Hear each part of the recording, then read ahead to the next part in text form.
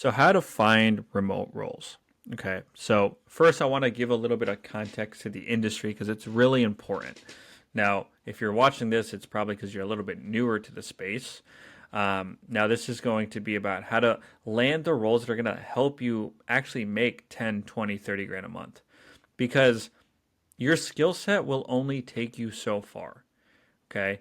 Like if you want to make 20 to 30 grand a month, you need to be on the vehicle that allows you to do that because it's very difficult to make 20 grand a month selling a $2,500 program with inconsistent lead flow, right? It's just very difficult to do.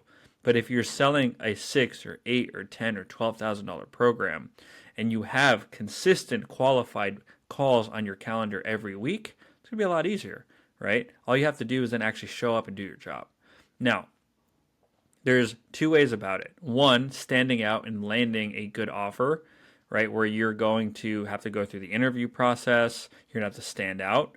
Or the way that I've done it is helping offers, like helping smaller businesses grow and become that vehicle. Now, those are the skills that I teach in my paid group. So if you do want to check that out, you can find the link here somewhere in the school group where you just ask me about it. Because I think more and more salespeople need to own and sharpen skills outside of closing. But at least for this video and for this training, these are all the things that I've done that have helped me land over 4 roles in these last 5 years I've been in sales. Out of those roles, 3 of them I've been with for about a year, and they've all given me the opportunity to make 10, 15, 20, $25,000 because they've had the lead flow, they've had the authority, they had buyers. They didn't just have unlimited leads, they had buyers. Okay, so in this video, I'm going to talk about what to look for, how to not get swindled, because unfortunately, a lot of salespeople, especially if you're new, get dicked around and they get poached onto offers that have no business hiring salespeople because they have a marketing issue they think they're going to solve by throwing salespeople at it, and then how to actually stand out for the good roles. Okay, I'm going to talk about all the things I've done, and then I'm going to talk about some of the shortcuts. There are some shortcuts, and you're going to have to pay for them. Most people don't want to do that, but I will talk into what I've done. Okay, so the first thing is your online brand, especially if you're coming from, let's say you have sales experience. So you've been selling cars or in corporate or in tech, and for some reason you want to get into tech, into remote high ticket B2C. If no one knows who you are online, it's going to be a lot more difficult for you to land a role. So this is my online Facebook presence. Now, funny enough, if you found me outside of Facebook, most of you guys probably found me on Facebook. If you found me on Instagram or TikTok, probably hard to believe that I've landed most of my jobs through Facebook because that's where my brand is. That's where, let me move this out of the way. That's where my personal, I guess, authority is. Right? People see me. I have a clean picture. I have a backdrop. I have content that speaks about my story, a little bit about lifestyle, a little bit about sales experience, sales training. So when a recruiter comes onto my page, they're like, okay, right here I have improving closing, over 4 million in sales. Be all right, he's not a total nobody, right?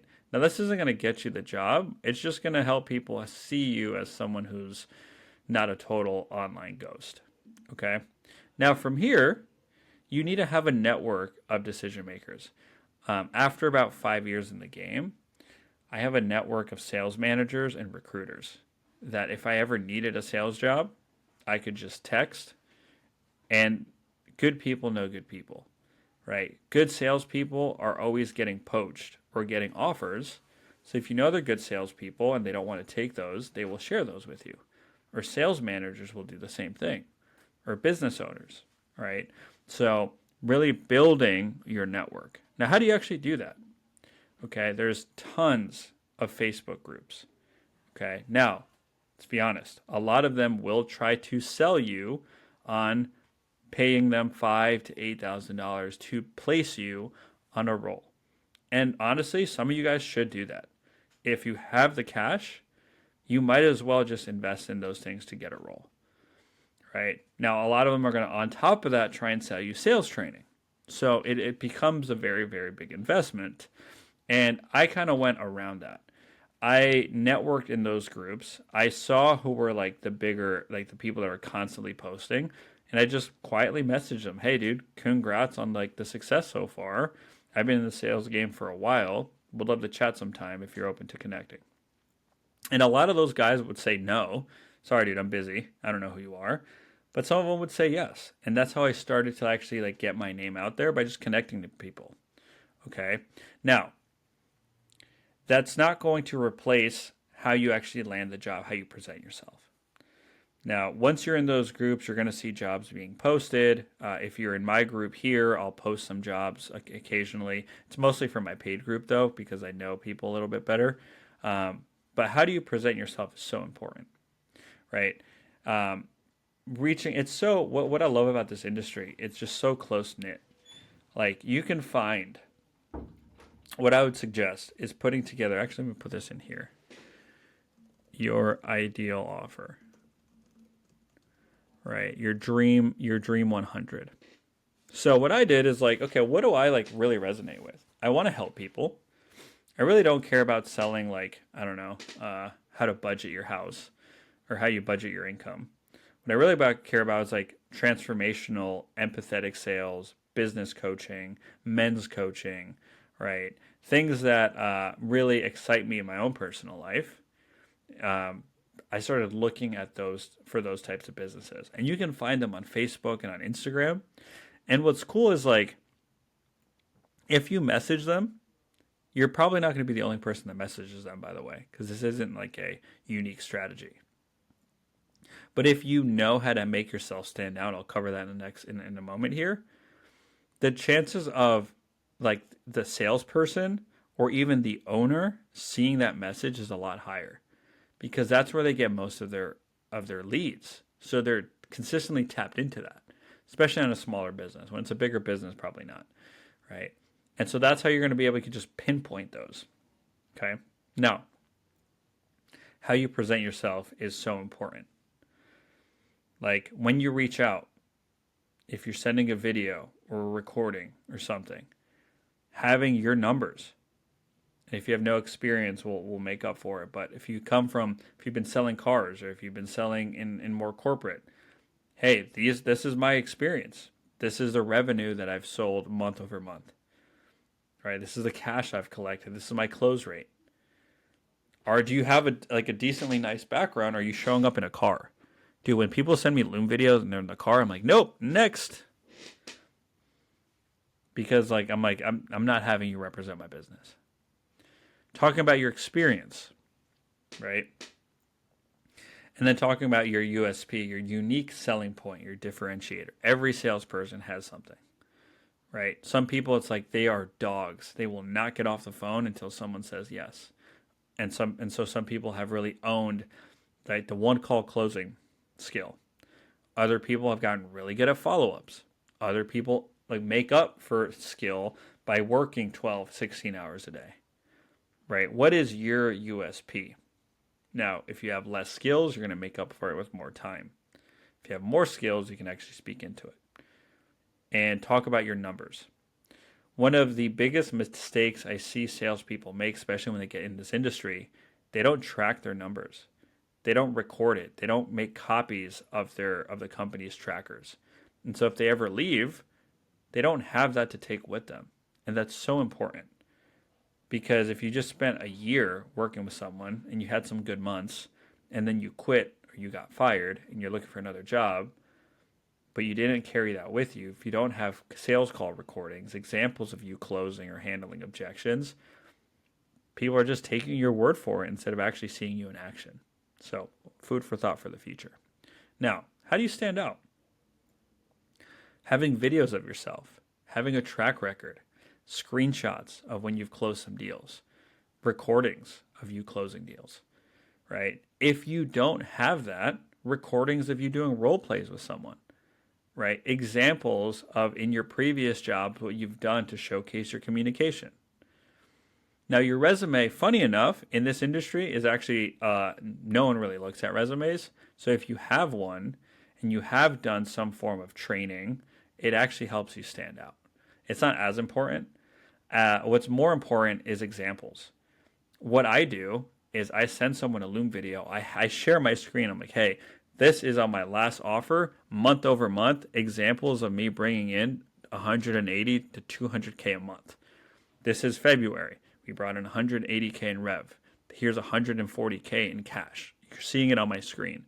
My close rate was 38%. I closed this many people, right? So I'm showing them, and so that's why like people want to talk to me, and I'm just not going through like generic shit of like, yeah, I'm a quick learner, I'm a good salesperson. I know how to dial. I'm like, nope, this is my experience. What I've done. This is what I can do for your company, right? Now, again, if you don't have that experience, make up for it by saying, you know, hey, I looked at your offer, right? I look at what you're doing. I really resonate with it. I'm a little bit more green, which is why I'm excited to start as a setter. Really learn your avatar, learn how you help people, really keep owning my skills, and eventually like have the opportunity to grow here as I keep honing my skill set in sales. And to do that, I'm more than excited to be that yes man and be online from 8 to 6 p.m. doing as much as you need, or, online XYZ. Okay. And to nail the interview, you got to be loud. You got to bring the heat. You got to be confident.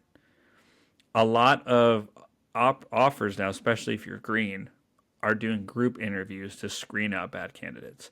Do not fucking take that out of your car. Dress nice. Have a decent background. I remember I was on this one group interview. This guy showed up in a tank top out of his car. The hiring manager was like, dude, bye. Just removed him from the Zoom room. I wouldn't hire him either. Hell no. Like, plan your time accordingly. Don't be in the car. Like, even if you have a 9 to 5 job, figure it out. We all have. Okay?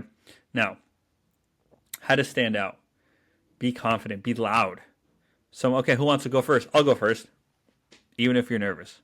I do it every time. Every single time. That's why people know who I am. I always get offers when I'm on group interviews.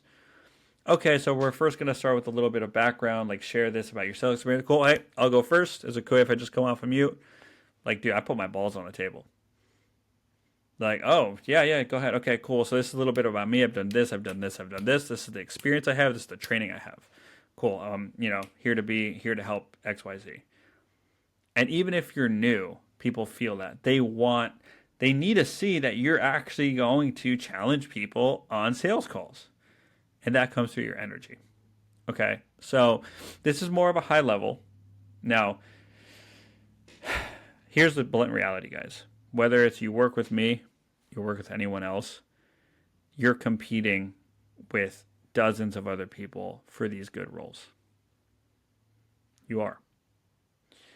And it's very, like, I just don't refer anybody unless I know them, unless I know they are a good closer, unless I know they've worked with one of the trainers I've worked with, or they've been coached by me.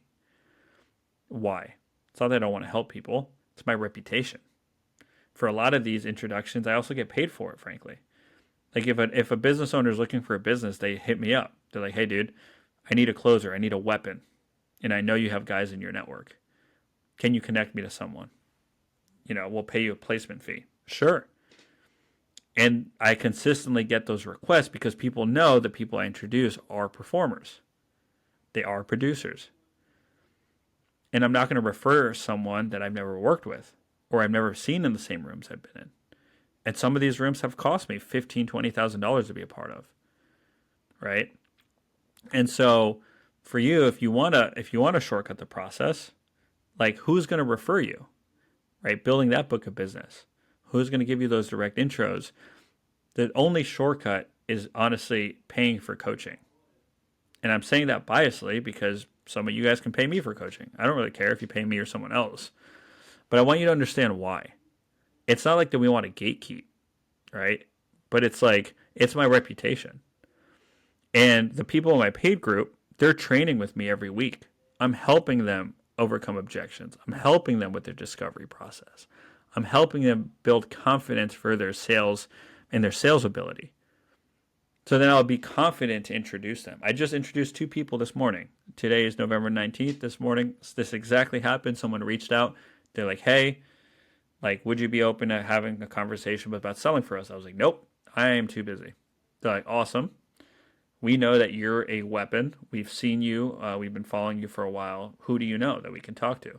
I'm like, I don't introduce anyone. I don't just plug businesses into my network. Like, tell me about your business. How much are you making a month? How big is your team? How much are your current salespeople making? That way I can actually see what a good closer can make on this offer. And if they can make over $8,000 a month, I'm like, cool. Well, let me introduce you to a few people that are good enough to take this role on. And then it's mutual. The people I introduce, they trust me that I'm going to put them on an offer where they can make money. And the business owners trust me that I'm going to put someone on that isn't going to come on and drop the ball. Why? You got to understand how the industry works. Most companies are paying $200, $300, $400 for a minimum for every lead that gets put on your calendar.